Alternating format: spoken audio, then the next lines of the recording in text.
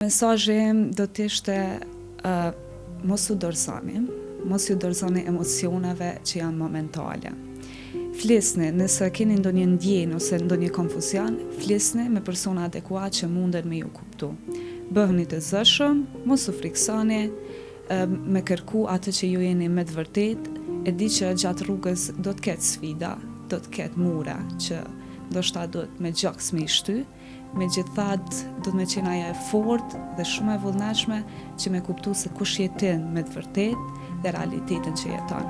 Megjithatë për secilin fëmijë që domethënë është me të njëjtin rast, e kisha këshillu që gjithmonë me besu shumë vetvete dhe me përkrah atë familje që e ka rrit, e ka sjell deri në atë moshë që është momentalisht dhe se nuk është ndryshe nga të tjerët. Unë jam di ndryshe, ka qenë kohë që jam di ndryshe, pse bashkë mu, pse ka ndodhë kjo, megjithatë çdo pyetje ka një përgjigje.